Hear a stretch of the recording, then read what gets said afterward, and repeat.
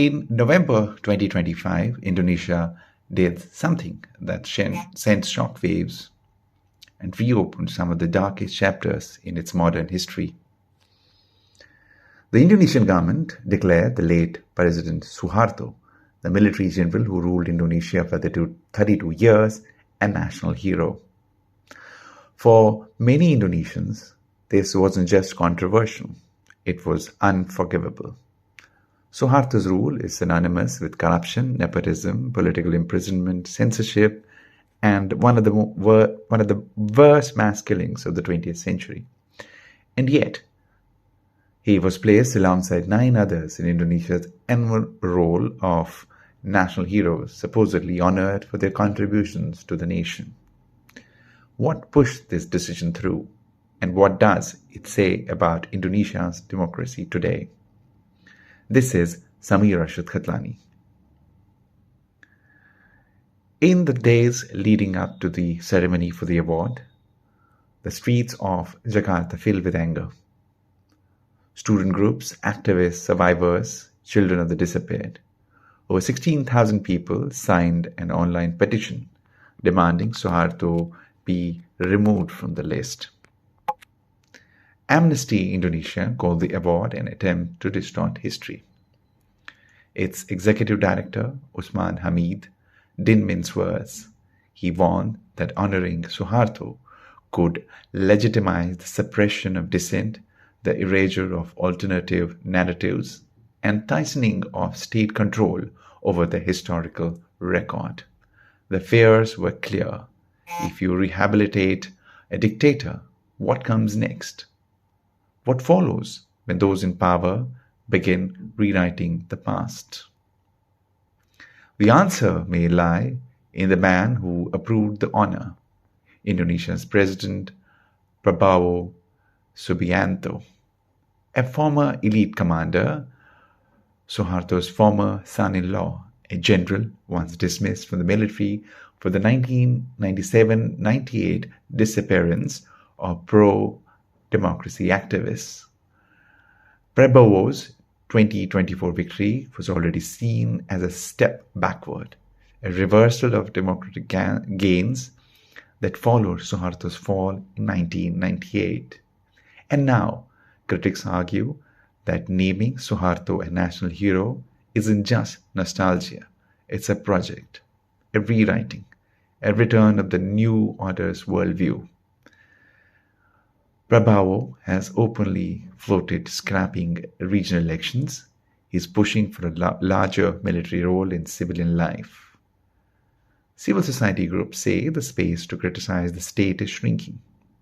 In that context, Suharto's hero title feels less like a gesture and more like a warning.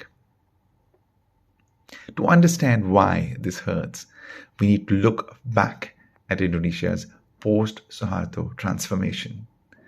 When Suharto fell in 1998 amid the Asian financial crisis, currency collapse and mass protests, he left behind a country broken and exhausted. Enter Abdurrahman Wahid or Gusdar, Muslim scholar, lover of music, champion of pluralism. As leader of the world's largest Muslim organization, Nahdlatul Ulama, Wahid believed Islam demanded tolerance, inclusion, and justice. As president, he apologized in East Timor for Indonesian atrocities. He fought separatist tensions in Aceh and Papua with dialogue, not death squads. He tried to push the military back into the barracks, fighting General Wiranto, a symbol of the older order. Under Wahid, and later under the reformist wave, Indonesia introduced direct president elections, strengthened regional autonomy, ended the Aceh insurgency, and rebuilt its institutions. By the 2000s, 2 of Indonesia's largest Muslim organizations, including Muhammadiyah, were actively promoting pluralism, gender justice, human rights, and interfaith dialogue. Indonesia was held up as a model, the world's third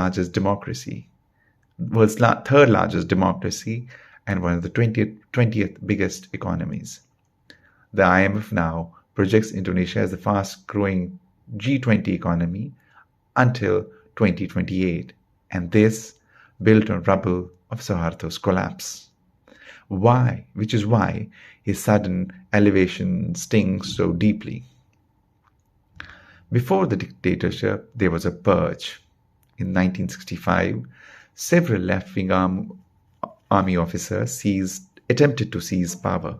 Suharto, then the head of the army's strategic command control, crushed the coup and then unleashed a nationwide purge unlike anything South Asia had ever seen.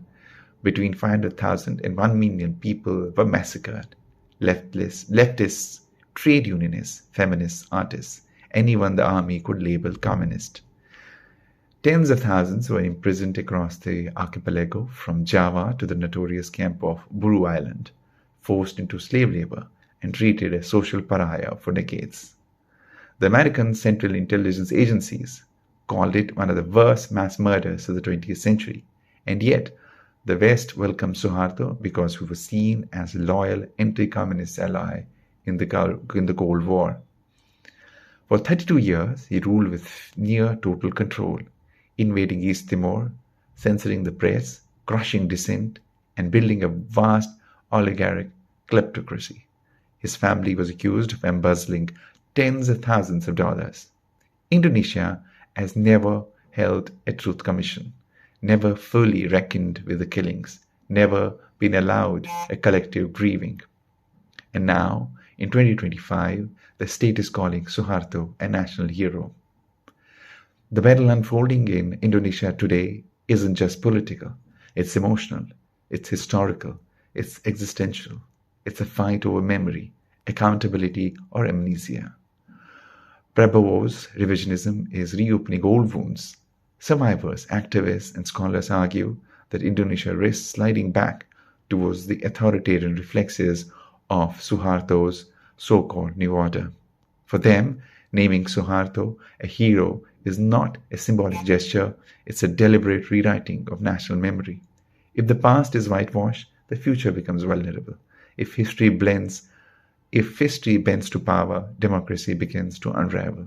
And that is Indonesia's crossroads today.